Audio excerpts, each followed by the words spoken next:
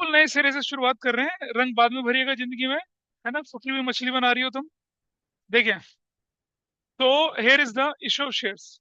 ये chapter theory में NCERT से लेके चल रहा हूँ। प्रैक्टिकल के लिए I will give you my worksheets. उन वर्कशीट्स को करेंगे, और जब हम शुरू करेंगे करना और जब आखिर तक पहुंचेंगे, most of the things are going to be settle down. इस चैप्टर में से एनसीईआरटी से भर भर के क्वेश्चंस आते हैं। एनसीईआरटी आपके सामने है यहाँ पर, और आप देख सकते हैं ये कौन सा एडिशन है। 25-26 का एडिशन है। ठीक है, अब मतलब डाउन से, मतलब नेट से, एनसीईआरटी की वेबसाइट से मैंने जो उठाया है, और कुछ अलग बात नहीं है। इसमें शेयर्स की बात कर रहे हैं यहाँ पर। तो बचपन में आपने बहुत सारी डेफिनेशंस पढ़ी होंगी। तो यहाँ पर क्या कह रहा है? Company form of organisation is third stage in the evolution of forms of organization. Can anybody tell me what is the first stage of evolution? Sole proprietorship. Second stage क्या होती है? पार्टनरशिप. थर्ड स्टेज क्या होती है? Company. तो कई बार मान लो question ही आ जाए कि भाई ये फर्स्ट स्टेज, सेकंड स्टेज या थर्ड स्टेज कौन सी है। So this is what third stage in the evolution. इसकी बात कर रहे हैं, फॉर्म ऑफ ऑर्गेनाइजेशन है। लार्ज नंबर ऑफ पर्सन है जिन्हें क्या कहते हैं हम लोग? शेयर होल्डर्स कहते हैं, जो कि वाकई क्या होते हैं? रियल ओनर होते हैं कंपनी के। Neither it possible for all of them to participate in the management of the company, not considered desirable, therefore they elect board of directors. जरा समझिएगा, they shareholder themselves elect board members, director कहते हैं वो। Director अपने आप में क्या करते हैं? जिसके पास सबसे ज्यादा शेयर होल्डिंग होती है उसे बनाते हैं मैनेजिंग डायरेक्टर। तो जो मैनेजिंग डायरेक्टर एमडी होता है, managing director in case of a company, वही असली मालिक होता है। Holding highest stake of shares, उसे एमडी कहते हैं। अच्छा, तो आपने देखा होगा गवर्नमेंट बैंक जो होते हैं, उनमें उनमें डेजिग्नेशन होता है chairman and managing director, CMD कहते हैं उनको। क्योंकि सरकारी बैंक है, सरकारी बैंक में मेजर स्टेक होल्डिंग किसके पास है? सरकार के पास होती है। तो जो उस बैंक का हेड होता है, उसे चेयरमैन एंड मैनेजिंग डायरेक्टर बोला जाता है। मतलब चेयरमैन तो वो प्रोफेशनली हो गया, मैनेजिंग डायरेक्टर इसलिए बनता है क्योंकि वो सरकार का रिप्रेजेंटेटिव है, who is the highest stake holder in case of a bank. उसे बैंकिंग कंपनी बोला जाता है। बैंक का मतलब असल में क्या होता है? बैंकिंग कंपनी होता है। ये चलता है यहाँ पर। थोड़ा और आगे चढ़ते हैं, जरा यहाँ पर क्या लिखा है इसमें। वो कह रहे हैं ना कि इलेक्ट करेगा बोर्ड ऑफ डायरेक्टर्स, फिर representative to manage the affairs of the company. सारे के सारे अफेयर किसके हिसाब से गवर्न करे जाएंगे? हमारे लिए क्या यहाँ पर इंपॉर्टेंट है? Provisions of the companies act 2013। जो लोग ऑनलाइन है शायद उनको दिख रहा होगा। आई थिंक स्क्रीन पे जो लिखा हुआ आप पढ़ पा रहे होंगे, I hope. Yes sir. Yes sir. चलिए जी, तो देखें जरा यहाँ पर। और ये रजिस्टर्ड होना चाहिए किसके अंदर? ये रजिस्टर्ड होना चाहिए अंडर द कंपनीज एक्ट 2013, और under any earlier companies act. क्योंकि देखिए, कंपनीज एक्ट जो थे वो काफी सारे थे।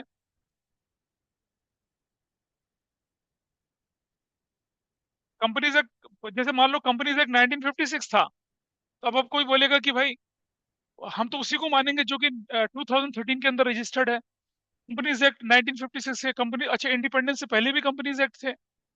सबसे पहले कंपनी जो थी, जो कि अपना आईपीओ लेके आई थी मार्केट में, वो टाटा स्टील था। सबसे पहला आईपीओ 1923 1913 में शायद उनका आईपीओ आया था। तो उससे पहले के भी थे। ठीक है जी। तो बहुत बड़े विद्वान हुए फिरंगी, मतलब अमेरिका, मतलब ये ब्रिटिश थे, चीफ जस्टिस मार्शल हैं। इन्हीं की डेफिनेशन आज तक भी चलती है। क्या कहते हैं? Company is a person, artificial, invisible, intangible, and existing only in the eyes of law, being mere a creation of a law, possessive only those property which a chartered of its creation confers upon, either expressively or incidental to its very existence. हमने बचपन से definition पढ़ी, company an artificial person having separate legal identity and, ऐसा करके हमने ना common seal वो सब बोली थी। तो ये डेफिनेशन धीरे धीरे करके क्या हुई है? ऐसा पता है क्या होता है? सीयूटी में ऐसा क्वेश्चन भी आता है, which of the following definition is given by, क्या लिखा है? Chief justice Marshall. मैं पढ़ी हो आपने चीफ जस्टिस मार्शल की डेफिनेशन, तब तो पता चले किसकी है। तीन चार डेफिनेशन दे देंगे और बोलेंगे चीफ जस्टिस मार्शल की कौन सी डेफिनेशन है। Because is very much there in the NCERT, इसीलिए हम इसको पढ़ रहे हैं, उसकी थ्योरेटिकल पार्ट को यहाँ पर डिस्कस कर रहे हैं। और आगे चलें जरा। Company usually raises capital from the shares, called share capital, and debentures debt capital. तो दो तरह से होते हैं, डेट एंड इक्विटी होता है। जब आप रेशियो एनालिसिस पढ़ेंगे तो डेट इक्विटी के बारे में पढ़ेंगे। इसीलिए कंपनी अपनी कैपिटल जो रेज करती है वो कंपनी की जो कैपिटल है। इसीलिए आपको ध्यान होगा, पार्टनरशिप में जो पार्टनर्स कैपिटल रेज करते हैं, किसके थ्रू रेज करते हैं? पार्टनर के कंट्रीब्यूशन से। इसीलिए जब हम कैपिटल एम्प्लॉयड कैलकुलेट करते हैं कहाँ पर, पार्टनरशिप में, तो क्या होता है, सिर्फ share capital, current account, reserve surplus minus fictitious. लेकिन जब हम कंपनी पढ़ते हैं तो कैपिटल एम्प्लॉयड में क्या आता है, शेयर होल्डर फंड आता है पूरा का पूरा, और डेट भी आता है, कौन सा वाला, लॉन्ग टर्म। क्यों? क्योंकि इसके डेफिनेशन से शुरुआत हो रही है, क्या लिखा है, कंपनी यूजेस रेजेस कैपिटल। तो जब हम कंपनी के केस में कैपिटल एम्प्लॉयड पढ़ेंगे तो क्या पढ़ेंगे, डेट, यानी कि लॉन्ग टर्म डेट, और इक्विटी मतलब शेयर होल्डर फंड, दोनों को पढ़ेंगे। तो कैपिटल एम्प्लॉयड कंपनी के केस में क्या हो जाती है, क्या हो जाती है, शेयर कैपिटल, रिजर्व रिजर्व सब मिला देंगे, और अन रिटर्न ऑफ लॉसेस वगैरह माइनस कर देंगे, और लॉन्ग टर्म डेट को भी जोड़ देंगे। तो अगर मैं बोलूं आपके सामने यहाँ पर, यहाँ देखिए कि इन केस ऑफ पार्टनरशिप, जब मैं बोलूंगा पार्टनरशिप, पार्टनरशिप, ठीक है, ये हमारे पास क्या है, एसेट्स इज इक्वल टू क्या है, कैपिटल प्लस क्या है, लाइबिलिटीज। ये लाइबिलिटीज है। एसेट्स की दो कैटेगरीज हमारे पास आई, नॉन करंट एसेट्स और करंट एसेट्स। लाइबिलिटी की दो कैटेगरी हमारे पास आई है, नॉन करंट लाइबिलिटीज और क्या है, करंट लाइबिलिटीज, ठीक है। जब हम पार्टनरशिप की बात करते हैं तो कैपिटल एम्प्लॉयड सिर्फ ये पोर्शन होता ही है, this is capital employed, this is what, capital employed, ये कैपिटल एम्प्लॉयड होता है। इसके अंदर प्लस क्या हो जाता है, प्लस करंट अकाउंट भी चले जाते हैं, क्या चले जाते हैं, करंट अकाउंट भी आ जाते हैं, प्लस क्या हो जाता है, reserves and surplus, reserve and surplus भी चला आता है, और माइनस क्या हो जाता है, फिक्टिशियस, फिक्टिशियस एसेट्स माइनस हो जाती है। ये यानी कि एसेट साइड में से जो आइटम एक्सेप्टेबल नहीं है, unreturned of losses, old goodwill वगैरह, वो यहाँ जाके माइनस हो जाते हैं, ठीक है, और यही आपकी कैपिटल एम्प्लॉयड बन जाती है। लेकिन जब हम कंपनी की बात करेंगे, किसकी बात करेंगे, इक्विटी ऑफ शेयर्स की बात करेंगे, तो क्या होगा, जरा ध्यान से देखिएगा, तब कैपिटल एम्प्लॉयड क्या होगा, तब कैपिटल एम्प्लॉयड ये पोर्शन होगा, ये, दिस इज कैपिटल एम्प्लॉयड। और ये नॉन करंट लायबिलिटी क्या कहलाती है, पेड। और इस पोर्शन को क्या कहते हैं, इक्विटी कहते हैं, क्या कहते हैं, इक्विटी। तो जो कैपिटल एम्प्लॉयड है वो क्या है, या तो total assets minus current liability करके निकालोगे कंपनी के केस में, और ये क्या करोगे, अपना शेयर होल्डर फंड, इसको शेयर होल्डर फंड बोलते हैं, ये जोड़ेंगे या डेट जोड़ेंगे तो कैपिटल एम्प्लॉयड निकलेगा। सो पार्टनरशिप के केस में अगर आपको निकालनी है क्या, कैपिटल एम्प्लॉयड, तो total assets minus total liability external वाली, जो बचेगा क्या निकल आएगा, कैपिटल एम्प्लॉयड। यानी जब हम कंपनी का केस पढ़ेंगे तो क्या करेंगे, टोटल एसेट्स माइनस सिर्फ क्या करेंगे, करंट लायबिलिटी, तो क्या निकल आएगा आपका, कैपिटल एम्प्लॉयड निकल आएगा। ये डिफरेंस है, और ये डिफरेंस कहाँ से निकल कर आया है, यहाँ से निकल कर आया है। साफ साफ लिखा हुआ है कि कंपनी की कैपिटल एम्प्लॉयड किस फॉर्म में आती है, शेयर कैपिटल के फॉर्म में भी आती है, और डेट की फॉर्म में भी आती है। और डेट यहाँ हम किसके लिए यूज करते हैं, लॉन्ग टर्म डेट के लिए यूज करते हैं, शॉर्ट टर्म के लिए हम करंट लायबिलिटीज बोलते हैं। I hope this is fine with you. ध्यान रखेंगे, थियोरेटिकल क्वेश्चन इससे रिलेटेड बनता है। अभी फीचर्स ऑफ कंपनी की बात कर रहा है, तो ऊपर की डेफिनेशन को अगर हम देखेंगे तो अलग अलग तरह की फीचर्स आपके सामने आई। सबसे पहले हमने बोला क्या, बॉडी कॉर्पोरेट, क्या बोला, बॉडी कॉर्पोरेट। बॉडी कॉर्पोरेट मतलब वो which is registered under companies act या एनी प्रीवियस एक्ट। जब तक कंपनी रजिस्टर्ड नहीं होगी तब तक इसकी कोई लीगल एग्जिस्टेंस नहीं होगी। पहली फीचर क्या बनी, बॉडी कॉर्पोरेट होती है। वो बॉडी कॉर्पोरेट किसके अंदर होगी, एग्जिस्टिंग कंपनीज एक्ट में होगी या कोई पुराना कंपनीज एक्ट होगा। और जैसे ही रजिस्टर हो जाएगी, तो देखिए ये क्या लिखा है, रजिस्टर्ड अंडर कंपनीज एक्ट। ध्यान से सुनना, companies in India, critical point है, इस पर वन मार्कर क्वेश्चन बनता है। Companies in India, companies are formed and registered under companies law except in case of banking and insurance companies for which separate law is provided. तो आपके में आ जाएगा State Bank of India, banking company, ठीक है, formed under under which of the law. आपको पता, अभी तो मैंने बोला था बैंकिंग कंपनी, बैंकिंग कंपनीज जो होती है और इंश्योरेंस कंपनीज जो होती है वो कंपनीज एक्ट के अंदर नहीं आती हैं, उनके लिए अलग से लॉ है। जिसमें स्टेट बैंक ऑफ इंडिया का पार्लियामेंट में अलग से लॉ पास करके बनाया गया था उसको। General insurance company, life insurance company parliament में स्पेशल एक्ट करके उसको बनाया गया था, ऐसा करके होता है। तो साफ साफ लिखा है कि वो उसके अंदर कवर नहीं होती हैं। तो all the companies in India are covered under companies act except A B C D, ऐसे करके आपको ऑप्शन दे देंगे सीयूटी के पेपर में। समझ रहे हैं ना बात को। तो कितना, अब लेकिन यू आर अवेयर नाउ कि भाई बाकी सारी कंपनी, हिंदुस्तान पेट्रोलियम हो गया, या मान लिया अमेरफ टायर लिमिटेड हो गया, फिर दे दिया लाइफ इंश्योरेंस कॉर्पोरेशन इंडिया, तो आपको समझ में आ जाएगा। हाँ, डिपार्टमेंटल अंडरटेकिंग बन गई, वो तो बचपन में पढ़ा था। वो कंपनीज एक्ट के अंदर नहीं होती है, ठीक है, एक स्पेशल एक्ट के थ्रू करते हैं। अब जैसे इंडियन रेलवेज है, वो डिपार्टमेंटल अंडरटेकिंग है। लाइफ इंश्योरेंस कॉर्पोरेशन इंडिया ये अलग से है। General insurance corporation of India, state Bank of India, Punjab national bank, जितने भी सरकारी सेक्टर के बैंक हैं वो इसके अंदर कवर नहीं होते हैं, ठीक है। बैंकिंग सेक्शंस होते हैं उनके। सेपरेट लीगल एंटिटी का मतलब क्या हो गया कि they can sign, they can get into contract with other companies, लेकिन उनके पास फिजिकल एग्जिस्टेंस नहीं होती, but they have a legal existence. Company has a separate legal entity which is distinct and separate from its members. Company के members कौन बोलते हैं हम लोग? कंपनी के मेंबर हम बोलते हैं शेयर होल्डर को। It can hold and deal with any type of property. It can enter into contact and even open a bank account on its own name. अब आप बोलेंगे स्टेट बैंक ऑफ इंडिया का bank account कहाँ खुलता होगा? अबे RBI के पास खुलता है। स्टेट बैंक ऑफ इंडिया का अकाउंट कहाँ? आरबीआई के पास है। गवर्नमेंट ऑफ इंडिया के अकाउंट कहाँ? आरबीआई के पास है। झारखंड गवर्नमेंट का, उत्तराखंड गवर्नमेंट का अकाउंट कहाँ पर है? किसके पास है? गवर्नमेंट ऑफ इंडिया के पास है। ऐसा चलता है, ठीक है। थोड़ा आगे चलते हैं जरा। अब एक और चीज है यहाँ पर, अगली डेफिनेशन आपके पास जो आ रही है वो लिमिटेड लायबिलिटी है।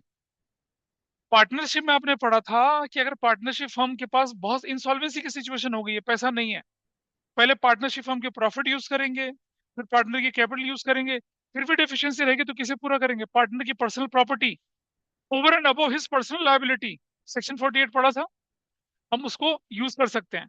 यहाँ ऐसा नहीं होता। You are liable to the liability of a company to the extent of your unpaid amount of shares. मान लिया आपने किसी कंपनी के 1,000 शेयर ले लिए, एक शेयर की वैल्यू 50 रुपए थी, 40 रुपीज कंपनी को दे चुके हो, 10 रुपए नहीं दिया है, 1,000 का 10 कितना हुआ? 10,000। तो you are liable to pay the company to the unpaid amount of shares. आपने 1,000 शेयर खरीदे, उसकी वैल्यू 50 थी, कितना हो गया? 50,000 रुपए के शेयर खरीद लिए, कंपनी को 50,000 दे दिया। अब कंपनी चाहे डूबे चाहे तैरे, आपसे कोई मतलब नहीं है। आप कंपनी के लॉस में कुछ भी कंट्रीब्यूट करने के लिए लायबल नहीं है, ठीक है। देखो, मारवाड़ी बंदा पता है क्या कहता है? कोई भी अगर मारवाड़ी हो तो आई एम अप्रिशिएटिंग। वो ये क्या कहता है? अपने पैसों से सब धंधा करते हैं, धंधा तो दूसरों के पैसों से होता है। And that is what Marwari do, and it is a philosophy which is there in companies. Company में पैसा किसका लगा है? दूसरों का पैसा लगा है, दूसरों की मनी लगी हुई है। पार्टनरशिप में तो आपको अपना लगा है ना, कंपनी में किसका लगा है? अदर्स मनी इज इन्वॉल्व है। तो यहाँ क्या है देखिए, liability of the members of the company is limited to the extent of unpaid amount of share. बोला था भी आपसे, unpaid amount of share held by them. आपने कंपनी को कुछ पैसे का नहीं दिया होगा शेयर, तब तक का आप लाइबिलिटी बनती है।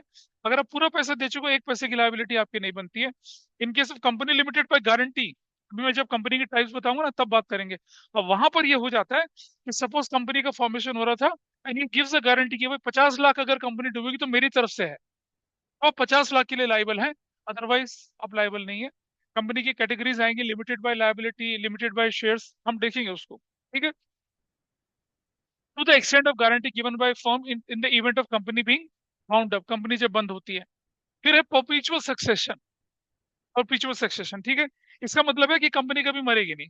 जब तक कंपनी का एक भी शेयर होल्डर जिंदा है तब तक कंपनी क्या होगी? बंद नहीं होगी, ठीक है जी। कंपनी क्या है? इसकी लाइफ इंडेफिनिट है। कंपनी कब बंद होगी? जब सारे के सारे शेयर होल्डर मिलकर डिसाइड कर लें कि हाँ, हम कंपनी का बिजनेस क्या कर रहे हैं, बंद कर रहे हैं, इंसॉल्वेंसी के कगार पे कंपनी बंद हो रही है, legally by order of court हो रहा है तब, अदरवाइज नहीं। तो क्या होगा? इसी लिख रहे हैं ना, द डेथ और इंसैनिटी और insolvency of any of the member of the company no way affects the existence of the company. Members may come and member may go, but the company will continue. इसे कहते हैं आप, किसी के membership बदलने से पुराने शेयर होल्डर चले गए, नए शेयर होल्डर आ गए, कोई फर्क नहीं पड़ता, कंपनी का it continuous indefinite time period, जब तक कि उसको ढंग से बंद ना कर दिया जाए। बारी आती है common seal. Common seal is an signature. आपने देखा होगा, कभी भी ध्यान रखना, जब आप कभी स्कूल से कोई सर्टिफिकेट लें तो स्कूल की एक तो प्रिंसिपल की मोहर होनी चाहिए उस पर, और एक कंपनी की, एक आपकी स्कूल की फेन सील होती है, गोल्ड सील, उसे कॉमन सील बोलते हैं। अब स्कूल के जितने भी डॉक्यूमेंट होते हैं उसके ऊपर वो सील लगती है। वो सील के अंदर प्रिंसिपल का सिग्नेचर अगर हो जाए, नहीं भी हो तो चलेगा, वो सील जो होती है वैसे चलते हैं। मतलब ये सील पता है कैसे है? पुराने जमाने में राजा जो होता था ना, राजा, राजा की एक राज मुद्रिका होती थी। पुराने जमाने में राजा क्या करते थे पता है? वेश बदलकर अपने शहरों में गांव में घूमने जाते थे। अब पता चला आदित्य वर्मा एक राजा है, ठीक है, ये कंबल शंबल ओढ़ के कहाँ जा रहे हैं, घूमने निकल गए, राज्य की प्रजा के हालचाल पूछने निकल गए। अब प्रजा इनके राज में बहुत गरीब है, ठीक है जी। अच्छा, हर गांव में क्या होता था, चौकीदार होते थे, कोतवाल होते थे, राजा उनको तनख्वाह देता था, ठीक है। और सबसे जरूरी काम जो होता था, उन कोतवाल को, चौकीदार को, पुलिस वालों को बताया जाता था, राजा को कैसे पहचानेंगे, उसकी राजमुद्रिका से पहचानेंगे। एक तो राज्य के झंडे से पहचाना जाएगा, और एक राजमुद्रिका से पहचाना जाएगा, ठीक है। जितने भी काम होते थे, राजा उस पर अपनी ये जो अंगूठी होती थी ना, उसका वो एक ही बनती थी, मतलब। और पुश्तैनी चली आती थी। अगर आप राजस्थान जाएंगे, किसी राजा से पूछेंगे, तो उनकी भी क्या होगी, एक राजमुद्रिका होगी, ऑफिशियल स्टैंप होती है। वो जब राजा मरता था तो नए राजा को दे दी जाती थी। और वो अंगूठी भी जो होती थी, अगर मान लो बड़ा जैसे राजस्थान में जयपुर के एक मोटे राजा थे, खूब बहुत ही मोटे राजा थे वो, तो उनके हाथ में अंगूठी नहीं आती थी, तो पुरानी अंगूठी को मेल्ट करके उनके हिसाब से नई अंगूठी बनाई गई। फिर जब वो चले गए, वो अंगूठी खत्म करके दूसरी बनाएंगे, एक ही बनती थी। तो आदित्य वर्मा कंबल ओढ़ के चला गया, गांव देहात में जा रहा है, और लोगों ने सोचा चोर है, पकड़ लिया इन्हें, उठाई उठाई करने लग गए। तब तक ये कहते हैं ऐसे है, फिर कहते हैं महाराज हमसे गलती हो गई। लोग पहचानते थे। जो स्टेटस राजमुद्रिका होता था पुराने राजाओं के जमाने में, वही स्टेटस किसका होता है, ये कंपनी की सील का होता है। क्या कहते हैं इसे, कॉमन सील कहते हैं। कंपनी के हर डॉक्यूमेंट में ये सील लगती है। आपने देखा होगा, प्रिंसिपल की सील प्रिंसिपल या प्रिंसिपल के पीए के पास होती है। हर कोई एरा गैरा प्रिंसिपल की स्टैंप नहीं लगाता। प्रिंसिपल के पैसे पहले पहले डॉक्यूमेंट जाते हैं, वो वेरीफाई होते हैं, फिर प्रिंसिपल की स्टैंप लगती है उसमें। ये प्रिंसिपल ने सीबीएसई के एग्जाम के टाइम पे, जो एग्जाम डिपार्टमेंट का इंचार्ज होता है, उसे अपनी सील दे रखी होती है बस। और जब एग्जाम खत्म हो जाता है, सारे का सारा सील का झोला बनता है और प्रिंसिपल ऑफिस में जमा हो जाता है, वरना कोई भी लगाता रहे। प्रिंसिपल की जो पावर होती है, वो फर्स्ट क्लास मजिस्ट्रेट की होती है। इसकी स्टैंपिंग की पावर उतनी पावरफुल होती है, प्रिंसिपल, सरकारी स्कूल के प्रिंसिपल की पावर इतनी होती है। एक जो डीएम और रैंक का बंदा होता है ना, डीएम, उतनी पावर का स्टैंप होती है सरकारी स्कूल के प्रिंसिपल की, फर्स्ट क्लास मजिस्ट्रेट। ऐसी थोड़ी दे देंगे किसी को भी। आपने देखो, डॉक्यूमेंट अटेस्टेशन के लिए जब आते हैं, या तो आपके स्कूल का प्रिंसिपल अटेस्ट करेगा, या कोई क्लास वन ऑफिसर उसे अटेस्ट करता है। तो देखिए ये रहा, क्या है, every company is required to have its own seal which act as an official signature of the company. Any document which doesn't have a common seal, क्या होगा, is not binding on the company. कोई भी document हुआ, उस document में अगर company की seal नहीं है, तो वो डॉक्यूमेंट क्या कहलाएगा, वॉइड कहलाएगा, उसकी कोई एग्जिस्टेंस ही नहीं है। आपका 10th पास का सर्टिफिकेट है, आपने देखा होगा उसके बैक साइड में प्रिंसिपल का सिग्नेचर और स्कूल की सील है। अगर 10th पास के सर्टिफिकेट में पीछे प्रिंसिपल का सिग्नेचर और सील नहीं है, वो डॉक्यूमेंट कागज का टुकड़ा है, बेकार है, कोई इसे एक्सेप्ट ही नहीं करेगा। घर जाके देखना अपना क्लास 10th का सर्टिफिकेट, आपको पता चलेगा। अच्छा, ध्यान रखना, ट्रांसफरेबिलिटी ऑफ शेयर्स है। इन case of a limited company transferability of share होती है, but in case of a public limited company होती है। प्राइवेट लिमिटेड कंपनी में क्या होता है, ट्रांसफरेबिलिटी ऑफ शेयर नहीं होती है जनरली। क्या लिखा है, shares of a public company are transferable, the permission of the company of the consent of any of the member of the company is not necessary for the transfer of share, but articles of the company can prescribe the manner in which transfer of share will be made, और may sue और be sued। Company एक legal person है, वो इसके ऊपर मुकदमा कर सकता है, और ये किसी के ऊपर भी केस कर सकती है। अब जैसे देखेंगे आपने, इंडिया पाकिस्तान में ऑपरेशन सिंदूर चला, और पाकिस्तान को हेल्प करने के लिए कौन आया, चाइना आया, और टर्की आई, ठीक है। टर्की की कंपनी थी, जैसे एयरपोर्ट मेंटेनेंस का चार्ज दे रखा था पूरे हिंदुस्तान में, क्या नाम था उसका, हाँ, हाँ, सेलेबी, मतलब CH, हाँ, सेलेबी करके उसको बोल रहे थे हम लोग, वो कंपनी। गवर्नमेंट ऑफ इंडिया ने इमीडिएट इफेक्ट से क्या कर दिया, उसे भगा दिया, और सुप्रीम कोर्ट चले गए। सुप्रीम कोर्ट ने बोला कि, सुप्रीम कोर्ट ने उनके निकालने पे क्या करते हैं, होल्ड स्टे लगा दिया। अब स्टे लगा दिया, उसके तुरंत बाद ये अहमदाबाद का प्लेन क्रैश हो गया, दुनिया भर की चीजें होगी। मतलब जितने भी एयरक्राफ्ट के, एयरपोर्ट अथॉरिटी के जो एयरपोर्ट्स हैं, सब में एयरक्राफ्ट मेंटेनेंस का काम किसको दे रखा है, एयरपोर्ट ऑपरेशंस का काम जो दे रखा है, किसको दे रखा है, सेलेबी को दे रखा था, और रोक लगा दी। लेकिन सुप्रीम कोर्ट ने रोक लगा दी, ऐसा कर दिया। तो अब क्या यहाँ पर क्या, कि उस कंपनी ने, अब वो सेलेबी तो कंपनी है ना, उस कंपनी ने क्या कर दिया, गवर्नमेंट ऑफ इंडिया को सू कर दिया सुप्रीम कोर्ट के अंदर, कि भाई ऐसे कैसे कर सकते हैं, हमारा तो लॉन्ग टर्म कॉन्ट्रैक्ट है, ऐसे तुम हमें कैसे हटा सकते हो, ठीक है। तो मामला चल रहा है, देखते हैं क्या चलता है। हमारे यहाँ जुडिशली बहुत कई सारे केसेस में, आई एम सॉरी टू से, कई सारे केसेस में सुपर एक्टिव हो जाती है, और कई सारे केसेस में एक्टिव ही नहीं होती है। ये आप जब पढ़ें जुडिशरी के बारे में, आपको पता चलेगा, देखेंगे आपको हमारे देश में कितने सारे रिफॉर्म्स की जरूरत है। Interest of the country must be above everything, ये ध्यान रखिए बस। जब आप आगे जाएंगे सीनियर बनेंगे और बनेंगे, ठीक है। Tata got a very good proposal to establish a plant in Pakistan, लेकिन टाटा ने मना कर दिया, हम नहीं करेंगे, एनिमी कंट्री है, जब चाहो तब लड़ाई कर लेते हैं हम हमारे साथ, मना कर दिया। Anyway let's go. अब आया टाइप्स ऑफ कंपनीज, ध्यान से देखेंगे टाइप्स ऑफ कंपनीज, ये बड़ा इंपॉर्टेंट है। अच्छा, पुराने जमाने में चार्टर्ड कंपनीज हुआ करती थी, बहुत सारी हो सकती थी, देखूंगा इसके अंदर है या नहीं है, otherwise I will give you insight about that. ये टाइप्स ऑफ कंपनीज है, बहुत इंपॉर्टेंट है एग्जाम के पॉइंट ऑफ व्यू से, ठीक है। अच्छा, सबसे पहले क्या बोला, classified either on the basis of liability of its members, ठीक है, और on the basis of number of members, ऐसे कर रहे हैं यहाँ पर, ठीक है। On the basis of liability of its members, company को तीन कैटेगरी में बांटते हैं, किसके बेस पे बांट रहे हैं हम लोग यहाँ पर, क्या, लायबिलिटी ऑफ मेंबर्स के हिसाब से बांट रहे हैं। पहला कैटेगरी कौन सा है, कंपनीज लिमिटेड बाय शेयर्स। जरा ध्यान से देखना इसका क्या मतलब है, इस पर कभी वन मार्कर क्वेश्चन आ जाए आपको एमसीक्यूज बेस बनाकर तो ध्यान देंगे। It says liability of its members limited to the extent of the nominal value of shares held by them, limited by shares है। If a member has paid the full amount of the shares, then there is no liability on his part, whosoever may, whatsoever may be the debt of the company, उससे कोई फर्क नहीं पड़ता, अभी बताया था मैंने। अगर कंपनी लिमिटेड बाय शेयर्स है, तो आपके पास 10,000 शेयर्स है और आपने पूरा पैसा दे दिया, तो आपकी कोई लायबिलिटी नहीं, चाहे कंपनी का कोई डेट हो। 10,000 शेयर से कंपनी के 5,000 देने रह गए और कंपनी नुकसान में है, तो आपसे 5,000 की रिकवरी हो जाएगी, उसके अलावा आपसे एक पैसा रिकवर नहीं होता यहाँ पर, ठीक है। ही need not to pay a single paisa from the private property, however if there is any liability, it can be enforced during the existence of the company as well during the winding up. मतलब इसका कुल मिलाकर कहने का मतलब क्या हो रहा है, जरा देखें यहाँ पर। कोई भी शेयर होल्डर है, अगर उसने अपना शेयर को खरीदने के बाद पूरा पैसा दे दिया, तो उससे कोई भी, there is no liability on his part whosoever may be for the debt of the company, he need not to pay a single paisa from his private property, however if there is, what I say, if there is any liability involved, it can be enforced during the existence of the company as well as during the winding up। मतलब company की कोई liability बचती है तो उसकी recovery company के resources से ही होगी, उसकी एग्जिस्टेंस के टाइम पे, या जब कंपनी बंद होगी तो उसी के टाइम पे। अगर कंपनी बंद होगी तो सबसे पहले आउटसाइडर की लायबिलिटी यानी डिबेंचर पे करेंगे, डिबेंचर के बाद प्रेफरेंस शेयर्स पे करेंगे, प्रेफरेंस शेयर्स के बाद किसे पे करेंगे आप लोग, इक्विटी शेयर होल्डर का पैसा बचेगा तो उसे देंगे, नहीं बचेगा तो कुछ नहीं देंगे, ऐसा करके चलता है मामला। और चले आगे थोड़ा सा, company is limited by guarantee. अब जरा इसे समझते हैं यहाँ पर।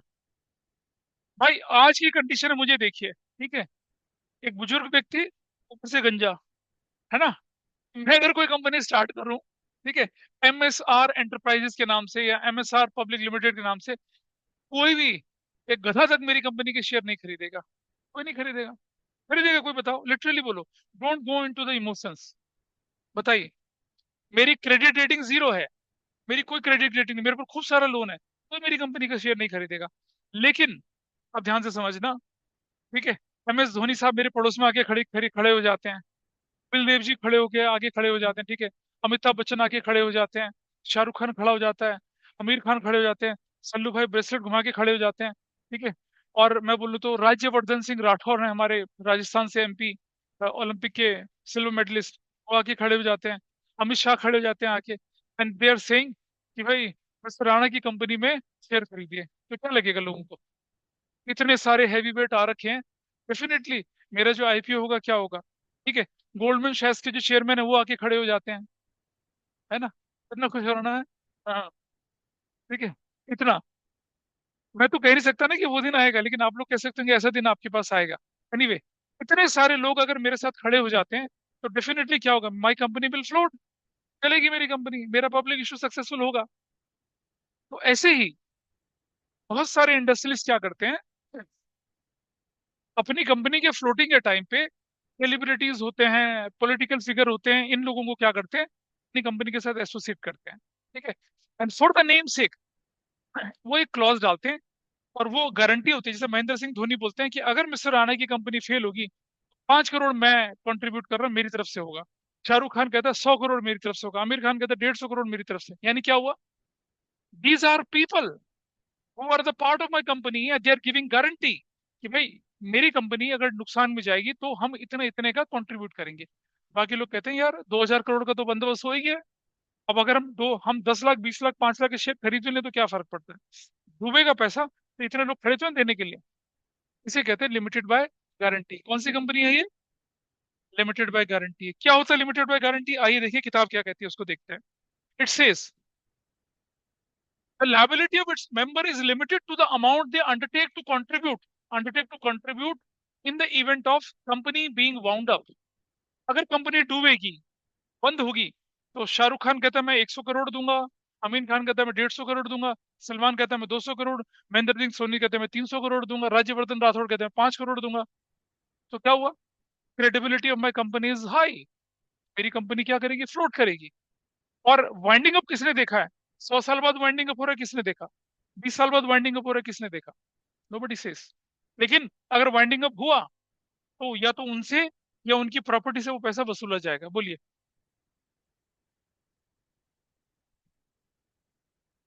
मैं ठीक, बिल्कुल सही बात है। वाइंडिंग अप करने का टाइम है। तो इसीलिए तो एक चतुर मारवाड़ी क्या करता है, आई एम सॉरी टू से अगेन, वो क्या करता है, जितनी भी वेल्थ एक्यूमुलेट करता है वो अपने बेटा बेटी के नाम पे और अपनी वाइफ के नाम पे एक्यूमुलेट करता है। और अगर इंसॉल्वेंसी की बारी आई तो उसकी पर्सनल प्रॉपर्टी यूटिलाइज होगी ना। इंसॉल्वेंसी में पढ़ा था ना डिसोल्यूशन में। इन केस ऑफ इंसॉल्वेंसी पार्टनर की पर्सनल प्रॉपर्टी यूज होगी, उसके बेटा बेटी वाइफ की प्रॉपर्टी थोड़ी रिकवर करी जाएगी। अगर वो मर गए, डूब गए, और मान लो मतलब मान लो महेंद्र सिंह धोनी है या कोई भी है, मान लो वो नहीं रहा और उसने 100 करोड़ की गारंटी दे रही है, कंपनी वाइंड अप हो रही है, तो उसकी जो पर्सनल प्रॉपर्टी होगी, जो भी डिक्लेयर होगी, उसमें से पैसा वसूला जाएगा। और उससे प्रोफेशनल प्रॉपर्टी उन्होंने बेटा बेटी के ट्रस्ट के नाम दान कर रखी थी, तो कुछ नहीं होगा। डूबा डूबा तब भी डूबा। Got it? तो लिमिटेड बाय गारंटी का मतलब समझ में आया? Liability of its members will be arise only in the event of winding up. तब अराइज होगी, अदरवाइज नहीं। गारंटी दे दिया, चलता रहेगा। गारंटी बाय क्या बोला हम लोगों ने? कंपनीज लिमिटेड बाय गारंटी बोला। ठीक है जी। अब आपके पास है क्या? अनलिमिटेड कंपनीज, मतलब अनलिमिटेड गारंटी। यहाँ क्या है? जैसे पार्टनरशिप में there is an unlimited guarantee, यहाँ भी वही है। When there is no limit of the liability of its members, the company is called unlimited liability company. When the company's property is not sufficient to pay off its debts, private property of its member can be used for the purpose. In other words, creditors can claim their dues from its members. Such companies are not found in India. ये कंपनियां भारत में नहीं पाई जाती। तो which of the following companies are not found in India? Limited by share, limited by guarantee, या unlimited liability companies. ये कंपनियां नहीं पाई जाती हैं हमारे देश में। नहीं चलता। यूएस में चलता होगा, हमारे देश में नहीं चलता ऐसा। This is fine. किसके हिसाब से क्लासिफिकेशन था ये? लाइबिलिटी के बेस पे क्लासिफिकेशन था। ठीक है, थोड़ा और आगे चलें जरा। On the basis of number of members companies can be divided into 3 categories. पहला कौन सा है? Public company. पब्लिक कंपनी, बचपन में याद है ना, हम मजाक पढ़ते थे बिजनेस स्टडीज में। पब्लिक कंपनी कौन सी होती है? विच is not a private company. लड़का कौन? जो लड़की नहीं। लड़की कौन? जो लड़का नहीं। है ना? स्त्री कौन? जो पुरुष नहीं। पुरुष कौन? जो स्त्री नहीं। मैरिड कौन? जो शादीशुदा नहीं। वही शादीशुदा है। एनीवे, यहाँ देखिए, a public company means a company which is A, not a private company; B, company which is not a subsidiary of any private company। subsidiary मतलब इसकी 100% ओनरशिप किसके पास हो? प्राइवेट कंपनी के पास। अब हम पब्लिक कंपनी तो बाद में देखेंगे, पहले पढ़ लेते हैं प्राइवेट कंपनी कौन सी होती है। जो कैरेक्टरिस्टिक्स किसी कंपनी में नहीं मिलती है, फिर वो क्या बन जाएंगी? आपकी पब्लिक कंपनी बन जाएंगी। जैसे private company which bye it's articles of association restricts the right to transfer its share। यहाँ ट्रांसफर ऑफ शेयर पॉसिबल नहीं है। ये प्राइवेट कंपनी कौन सी होती है? जिसमें मिनिमम 2% होते हैं, और except in case of 1% company. अभी ओपीसी भी पढ़ेंगे। Limited limits the number of its member to 200 excluding its employees. कई बार कंपनियां क्या करती हैं, अपने एम्प्लॉइज को ईएसओपी दे देती है, एम्प्लॉय स्टॉक ऑप्शन प्लान दे देती है, शेयर दे देती है ना। तो ऐसे केस में तो कंपनी के शेयर तो एम्प्लॉइज के पास भी चले गए। एम्प्लॉइज को हटाकर 200 से ज्यादा इसके अंदर लोग नहीं होने चाहिए, एक्सेप्ट द एम्प्लॉइज। क्योंकि एम्प्लॉइज तो 500 600 1000 कुछ भी हो सकते हैं। अब जैसे एलजी इंडिया लिमिटेड है, ये प्राइवेट कंपनी है। अब एलजी क्या करती है, अपने बहुत एक्स्ट्रा ऑर्डिनरी वर्कर को, एम्प्लॉइज को शेयर होल्डिंग दे देती है। तो वो थोड़ी फिर माने जाएंगे उस ढंग से। वो कंपनीज एक्ट ने साफ साफ क्लियर कर रखा है।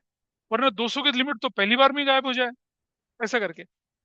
ठीक है जी। एक और नंबर तीन है, ये बड़ा इंपॉर्टेंट है भाई, इस पर ध्यान देने की जरूरत है। इसको बोलते हैं क्या, वन पर्सन कंपनी, ओपीसी। अब ओपीसी का इतिहास हमारे देश में ज्यादा पुराना नहीं है, ठीक है।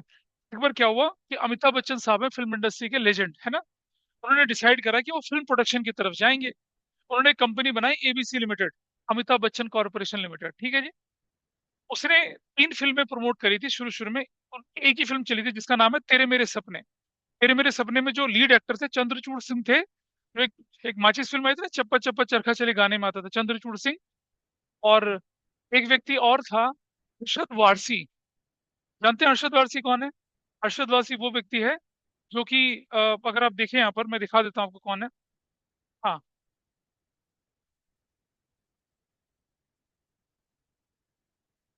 अरशद वारसी एंड,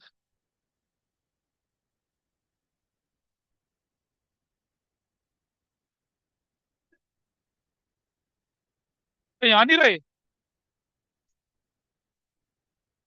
यहाँ तो करना था हम लोगों ने। हाँ, आ गया। नहीं आया, हाँ यहाँ दिख जाएंगे आपको। ये है भाई साहब अरशद वारसी, देख रहे हैं आप? मुन्ना भाई में आप क्या बनते थे, ये लोग सर्किट बनते थे, अरशद वारसी, ठीक है। अरशद वारसी ये है। और एक और है यहाँ पर,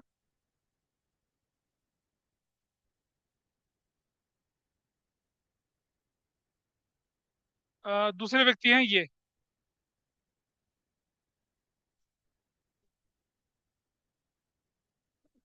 चंद्रचूड़ सिंह कहाँ दिख रहे हैं भाई, दिख ही नहीं रहे इसमें तो। ये रहे, ये भाई साहब हैं, ये रहे, ये वाले, ये है चंद्रचूड़ सिंह। अब ये मतलब चला गया, फिल्मों से हट गया, दिख नहीं रहा होगा क्लियर ये हट गया फिल्मों से।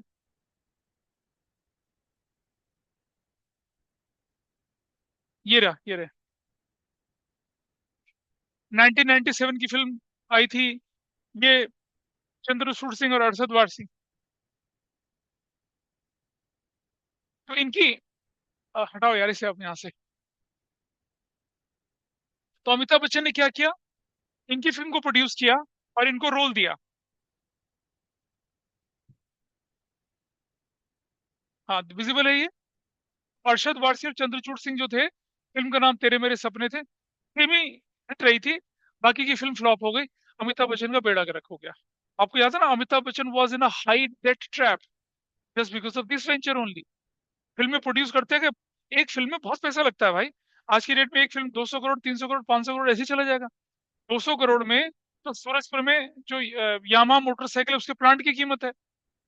इतनी फीस तो अकेला क्या सलमान खान ले लेता है एक ही फिल्म की।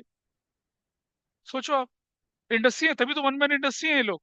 एनीवे, सो क्या हुआ, एबीसी था अमिताभ बच्चन कॉर्पोरेशन, वो थी वन पर्सन कंपनी, डूब गई। अमिताभ बच्चन के बुरे दिन आ गए। Sir there is a politician Amar Singh, he has help him.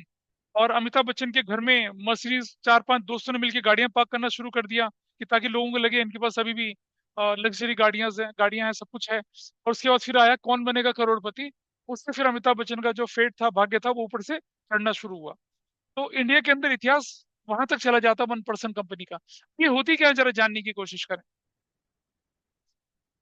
ध्यान से देखना जरा, कौन सा एक्ट है ये बहुत इंपॉर्टेंट एक्ट है, section 262 of the companies act 2013। Company which has only one person as a member, rule three companies corporation incorporation rule 2014 ये प्रोवाइड करता है, only a natural person being an Indian citizen and residents of India can form a one person company। अब ये जो हमारे खिलाड़ी भाई साहब है ना, अक्षय कुमार जी, वो नहीं बना सकते वन पर्सन कंपनी, कोई बताएगा क्यों? क्योंकि वो कनेडियन है, कनाडा के हैं, वो नहीं बना सकते हैं। ठीक है जी, ऐसा करके there are many actor just to get a benefit of NRI status and tax benefits, वो क्या है, या तो यूएस सिटीजन है या कनेडियन सिटीजन है, तो वो नहीं बना सकते हैं। It can not carried out non banking financial services activity, NBFC नहीं कर सकते हैं नॉन बैंकिंग। जैसे होता है ना, दीवान हाउसिंग फाइनेंस हो गया, आईडीएफसी हो गया, मतलब जैसे डेवलपमेंट बैंक होते हैं। रिटेल बैंकिंग का बिजनेस में नहीं कर सकते, नॉन बैंकिंग फाइनेंस कंपनी में नहीं बना सकते हैं। एक होती है बैंकिंग कंपनी, एक होती है non banking finance company, loan देने वाली कंपनियां नहीं होती है, वो नहीं, एनबीएफसी। हाँ, कोई एग्जाम्पल बताओ एनबीएफसी का। टाटा फिस, हाँ नाम बताओ ना। हाँ, Bajaj fin corporation, Bajaj finance हो गया। ठीक है। हाँ, its paid up share capital is not more than rupees 50 lakh. 50 lakh से ज्यादा की इसकी क्या ना हो, paid up capital. Paid up capital क्या होती है बताऊंगा थोड़ी देर में। An average turnover of 3 years does not exist 2 crore रुपया। 3 साल में इसका एवरेज टर्नओवर 2 करोड़ से ज्यादा ना हो। मान लो किसी साल 1 करोड़, किसी साल 3 करोड़, किसी साल 2 करोड़।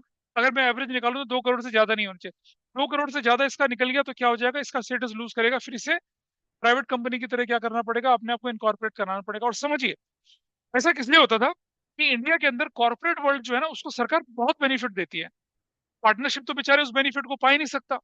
तो सरकार ने ये प्रोविजन दिया कि आप 1% कंपनी बनाइए, और जो बेनिफिट कॉर्पोरेट वर्ल्ड को होते हैं वो बेनिफिट लीजिए। इनको टैक्स हॉलीडेज मिलते हैं, बहुत सारी छूट मिलती है इनको 1% कंपनी को। तो नहीं, सोल प्रोप्राइटरशिप तो कोई रजिस्टर ही नहीं होता, नहीं तो कंपनीज एक्ट के अंदर रजिस्टर है। सबसे बड़ा डिफरेंस तो यही हो गया। और सोल प्रोप्राइटरशिप इंडिया में कोई भी चला सकता है। अक्षय कुमार अगर अंडा आमलेट की ठेली लगाए तो कौन रोकेगा उसे? कोई नहीं रोक सकता, है ना। फिश फ्राई, फिश, मछली के पकौड़े बेचे सड़क पे किनारे पे, बीच में, जू बीच पे, कौन रोकेगा उसे? कोई नहीं रोक सकता। लेकिन इसके लिए रोकेंगे उसको? It is not possible. तो आपने कितनी तरह की कंपनी देखी है? 6 तरह की कंपनी देखी है। इसके अलावा भी कंपनी हुआ करती थी, उन्हें कहते थे चार्टर्ड कंपनीज। क्या कहते थे? Chartered companies. ये वो कंपनी होती थी which are formed by chartered of a royal highness, या रॉयल रॉयल चार्टर से उनको बनते थे। जैसे मैं बताऊं आपके सामने यहाँ पर क्या है, यही है ना, यही दिखेगा ना, दिखेगा, अभी सर्च होगा इसमें।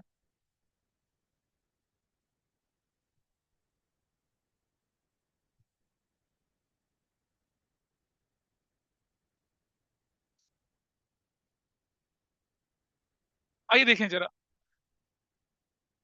वो ईस्ट इंडिया कंपनी जिसने भारत पर राज किया था,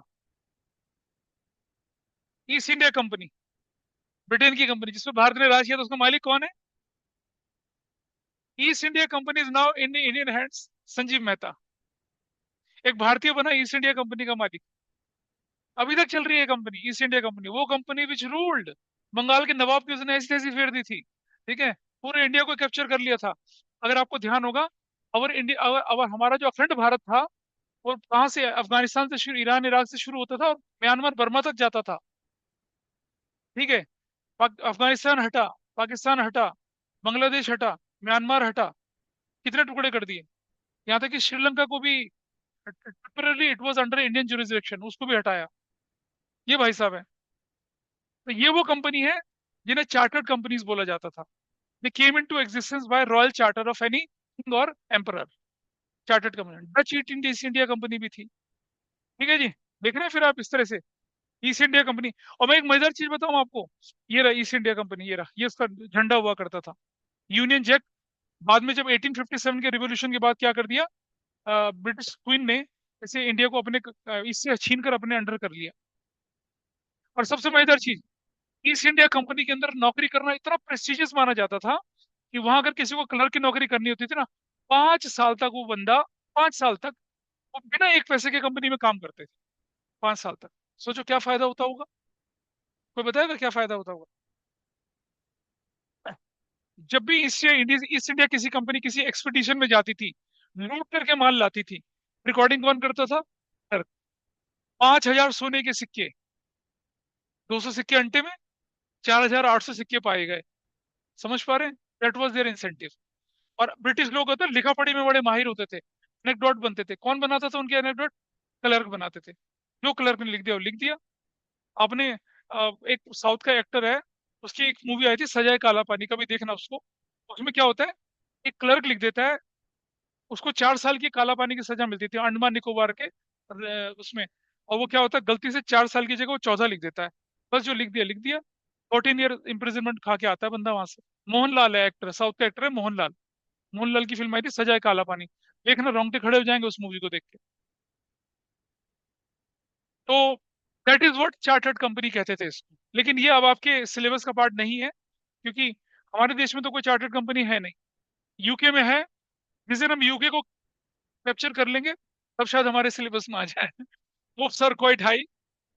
यूके अगर हमारे कब्जे में आ जाएगा तो हम मान सकते हैं कि ऐसा शायद हो जाए। ये हटा दें इसको यहाँ से अब। हाँ, ये हटा देते हैं यहाँ से। वो थी चार्टर्ड कंपनीज, ठीक है, थोड़ा आगे बढ़ते हैं, चलिए।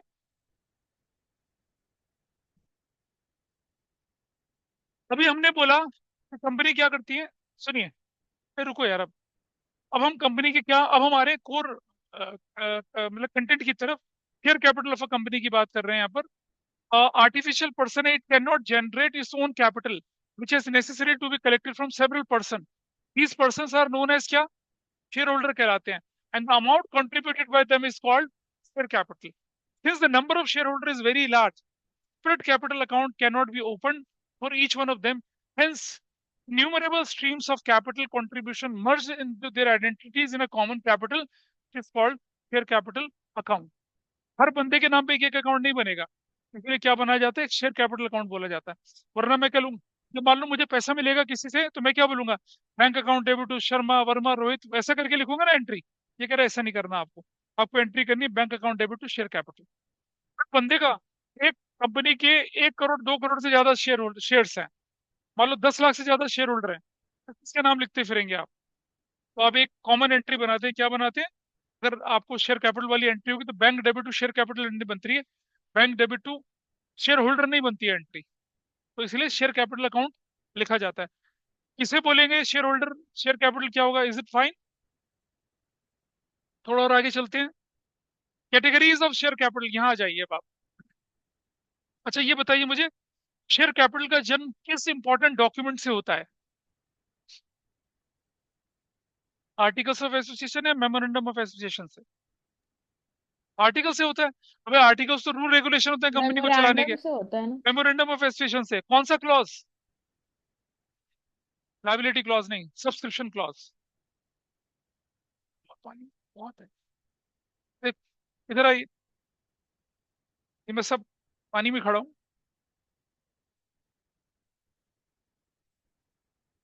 वहां तक है, देखो वो देखो वहां तक।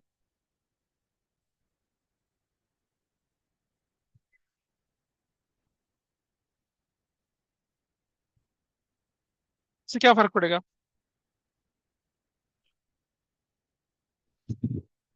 चलो कर लूंगा मैं, ठीक है, आगे देखते हैं। आगे देखिए, कैटेगरीज ऑफ शेयर कैपिटल आया। शेयर कैपिटल की कैटेगरीज बोली हम लोगों ने, तो क्या क्या आया देखिए यहाँ पर। सबसे पहले जब हम बोल रहे हैं सब्सक्रिप्शन क्लॉज में, ऑथराइज्ड शेयर कैपिटल बोलते हैं इसको। ऑथराइज किसको बोलेंगे, company by its memorandum of association authorise to issue these many number of shares with this much amount of money। जो सब्सक्रिप्शन क्लॉज में मेंशन है, company can authorise to collect 2000 crore rupees from the public. तो 2000 करोड़ से एक पैसा ज्यादा नहीं लेंगे आप कभी भी। 2000 करोड़ का अमाउंट जो है, वो पर शेयर 10 रुपए का है, तो आप समझ लीजिए कितने शेयर बन जाएंगे आपके। तो उतने नंबर ऑफ शेयर से ज्यादा आप शेयर इशू कर नहीं सकते हैं, उससे ज्यादा इशू नहीं कर सकते हैं आप यहाँ पर। Got it. तो क्या लिखा है देखिए आपके सामने, authorised capital is an amount of share capital which company is authorised to issue by, किसके द्वारा, मेमोरेंडम ऑफ एसोसिएशन के द्वारा।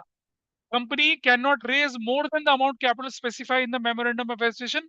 और ध्यान रखना, इसे नॉमिनल और रजिस्टर्ड कैपिटल भी बोलते हैं।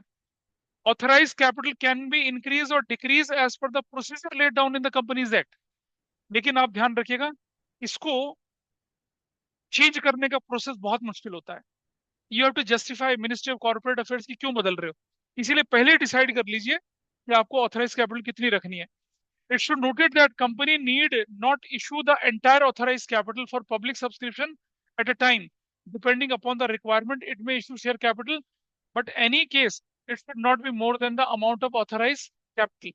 मैं किसी की authorized capital मान लो 10 लाख शेयर्स की है, 10 के 10 लाख इशू कर ले, या 5 लाख पहले इशू कर ले, 5 लाख बाद में इशू कर ले, ऐसा करके चलता है।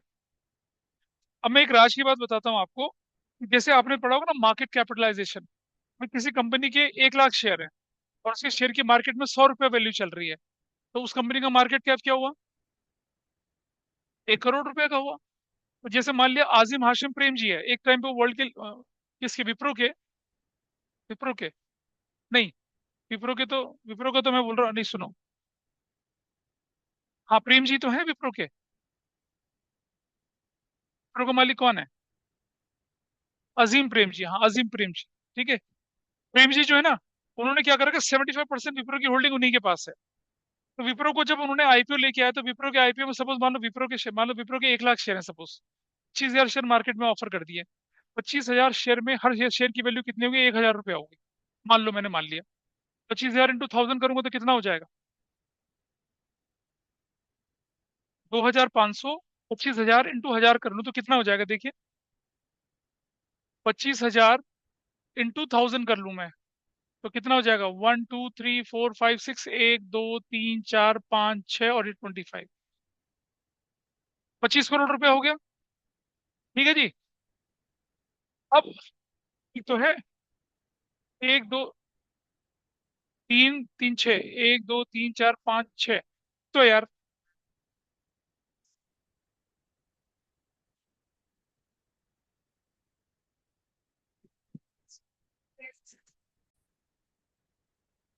तो एनीवे, एक्चुअल अकाउंटिंग क्या होती है वो मैं आपके सामने डिस्कस करूंगा, वो हम अगली क्लास में कर पाएंगे। अभी तो फिलहाल यहाँ देखिए। तो आजिम हाशिम प्रेम जी छोड़ दीजिए, उस कैलकुलेशन को, आगे बढ़ते हैं। हाँ, इधर से। मार्केट कैप कैसे बनता है? अब आजिम हाशिम के पास 75% शेयर थे। मैंने मान लिया 1,000 शेयर, 1 लाख शेयर थे कंपनी के total. 25,000 share offer to the public. उसमें से एक शेयर की वैल्यू कितनी बन गई? 1,000 बन गई। तो that is the wealth creation to the common public. लेकिन अब आप देखिए, जो अनइश्यूड शेयर है उनकी वैल्यू भी तो उतनी ही है। तो सोचिए, फिर आजिम हाशिम की जो मार्केट कैपिटलाइजेशन वो कितना हो गया? ठीक है। इस तरह से आदमी क्या बनता है? जेफ बेजोस है, आपने देखा होगा, या फिर टेस्ला का मालिक है मस्का भाई। तो वो भी क्या होती है, उनकी वैल्यू घटती बढ़ती रहती है। क्यों? उनके पास जितने नंबर ऑफ शेयर होल्डिंग है टेस्ला की या बाकी कंपनी की, उसके हिसाब से उनका बढ़ता चला जाता है। तो देखिए, ऑथराइज के बाद आता है इशूड। कितने इशू कर रखे हैं आपने? 1 लाख शेयर के लिए आप ऑथराइज थे, पूरे के पूरे आपने 1 लाख इशू कर दिए। कितने इशू करे? दैट गोज इन दैट वे, इसे हम इशूड कैपिटल बोलते हैं। ठीक है जी। Is a part of authorized capital which is actually issued to the public for subscription, including share allotted to vendors and signatories to the company's memorandum. आपने देखा होगा ना, सिग्नेचरीज टू मेमोरेंडम, उन्हें qualification share देने पड़ते हैं हम लोगों ने, जो जनरली डायरेक्टर होते हैं। आपको डायरेक्टर बनने के लिए क्या करना पड़ेगा? आपको क्वालिफिकेशन शेयर क्या करने पड़ेंगे? खरीदने पड़ेंगे ना, नहीं खरीदने पड़ते आपको? That you have to do. ऐसा करना पड़ता है। तो जब हम आगे बढ़ते हैं चीजों के साथ, तो हमने शेयर इशू कर दिया। इशू हम शेयर किसको कर रहे हैं? हमने कोई मशीनरी खरीदी, प्लांट खरीद लिया, बिल्डिंग खरीद ली, हमारे पास पैसे की स्कैर्सिटी है, हमने कहा कोई बात नहीं, हम आपको इशू शेयर दे देते हैं, शेयर इशू कर देते हैं। And that is a better deal.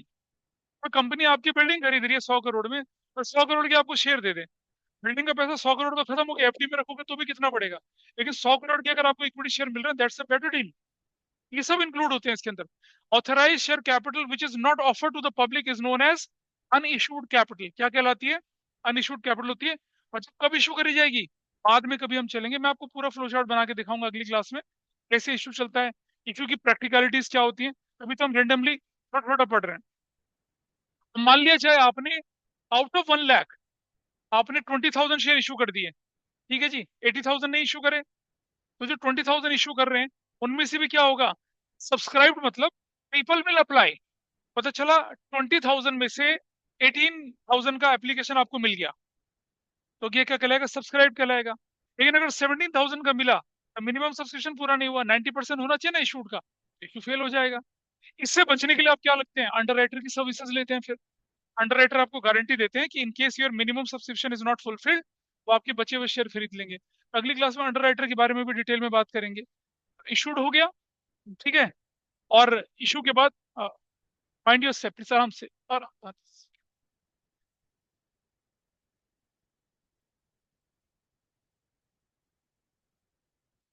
तो क्या बनता है आपके पास? नेक्स्ट आपके पास क्या है निकल कर? This is issued capital which has been actually subscribed by the public. Subscription meanings what? You know what is the meaning of subscription? You subscribe to a क्या चैनल, हॉटस्टार को सब्सक्राइब कर रखा हो आपने, जियो सब्सक्राइब कर रखा होगा आप लोगों ने, और क्या क्या सब्सक्राइब करते हैं आप? बहुत कुछ। यूट्यूब को सब्सक्राइब करा है किसी ने? अच्छा हाँ, सब्सक्राइब कर रखा होता है। कितने सारे चैनल होते हैं। बाद में क्या सारी चीजें आपके पास आती हैं कि सब्सक्राइब करना ना भूलें। Main content is far away, but they are just telling you कि सब्सक्राइब करिए। Similarly, If you are applying for the shares of a company, that is known as subscription. So if you issue 20,000 shares and public subscribed for 90% of the shares, then issue is successful, otherwise नहीं. There was a company, इसका नाम क्या था, अभी आप देखेंगे. यहाँ देखिए, क्या आपने इसके बारे में सुना है कभी? GMR.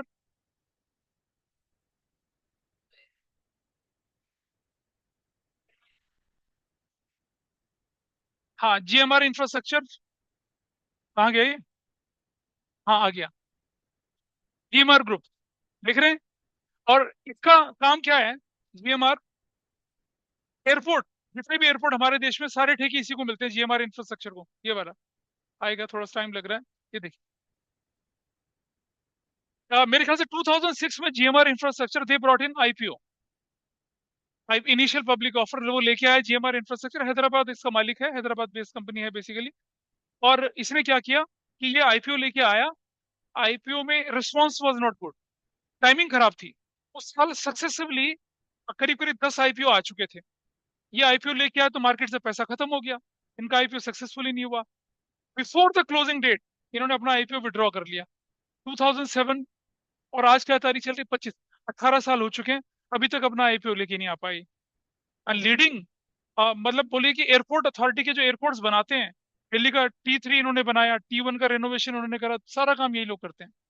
इतनी बड़ी कंपनी है, लेकिन अपना IPO लेके नहीं आ पाए क्योंकि वो सक्सेसफुल हुआ ही नहीं. ओके, चलिए आगे चलते हैं जरा. Will go here. तो इशूड की बात कर दिया आप लोगों ने. आप शेयर इशू कर रहे हो और आपको लग रहा है you are not getting sufficient response, तो क्या करेंगे आप? या तो इशू के फ्लॉप होने का इंतजार कर लीजिए, which is a great shame in the market. और ये क्या करें फिर आप? बुला लो उसको. यार एक बात बताइए, 20,000 शेयर आपने अप्लाई ऑफर करा और सिर्फ 5,000 शेयर की आपको क्या मिली? एप्लीकेशन मिली है. 15,000 अगर अंडर राइटर खरीद रहा है तो क्या फायदा? How does it matter to you? इससे बड़ी अपना इशू बर्बाद होने से पहले, बेइज्जती होने से पहले क्लोज कर दो, जो GMR इंफ्रास्ट्रक्चर ने किया था. इशूड कैपिटल में आपको एक चीज हमेशा ध्यान रखनी है, क्या? कि 90% तक सब्सक्राइब हो जाना चाहिए. सब्सक्राइब बोल रहे हैं ना आपके पास, तो 90% तक सब्सक्राइब होगा, then only your issue successful, otherwise your issue is flopped. आप उसका कुछ नहीं कर सकते हैं. ठीक है? तो सब्सक्राइब किसको बोलेंगे हम लोग? When the share offer to the public, subscription are subscribed fully by the public, the issued capital and subscribed capital will be the same. It may be noted that ultimately subscribed capital may be equal or less than the issued capital. से ज्यादा नहीं जा सकती है. 20,000 share आपने offer करे थे, issue subscribe 20,000 होगा, ठीक है?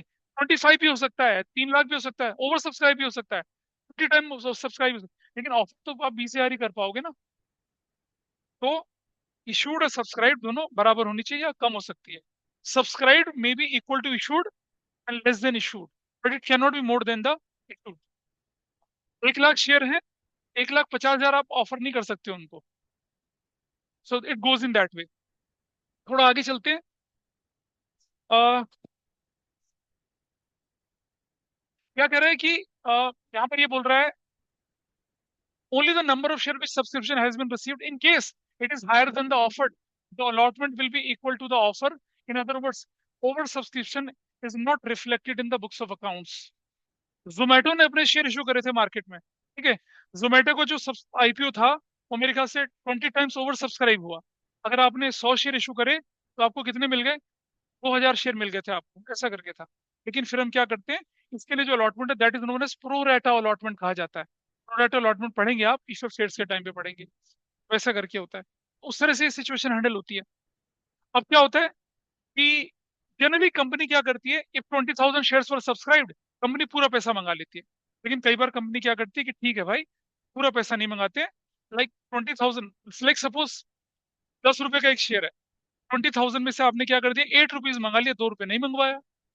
तो जो मंगा लिया वो सब्सक्राइब्ड हो गया, जो नहीं मंगाया वो क्या हुआ? नॉट सब्सक्राइब्ड है, फुल्ली सब्सक्राइब नहीं है. तो सब्सक्राइब के बाद हम थोड़ा सा आगे बढ़ेंगे तो क्या कहलाएगा? कॉल्ड अप कहलाएगा और नॉट कॉल्ड कहलाएगा.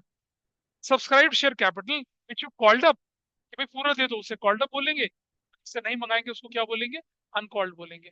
अनकॉल्ड के दो हिस्से बन जाते हैं, एक को कहते हैं क्या? रिजर्व कैपिटल, और एक को बोलते हैं अनरिजर्व कैपिटल। कैपिटल रिजर्व और रिजर्व कैपिटल का डिफरेंस बहुत ही पॉपुलर, बहुत ही प्रोमिनेंट डिफरेंस बनता है आपके पास। तो यहाँ क्या दिख रहा है, देखिए आपके सामने, the part of the subscribed capital which has been called up on these shares, what the company has asked the shareholders to pay, company may decide the call the entire amount of money और a part of the value. For example, company के पास जैसे मान लो कितने का, 10 रुपए का एक शेयर है, कंपनी ने कितना कॉल कर लिया, 7 कॉल कर लिया। ठीक है, in that scenario called up capital कितनी कहलाएगी, 7। जो बचा हुआ 3 है वो क्या कहलाएगा, अनकॉल्ड कहलाएगा। वो कब मंगाया जाएगा, जब कंपनी को जरूरत होगी तब मंगाएंगे उसको। आजकल ऐसा नहीं होता।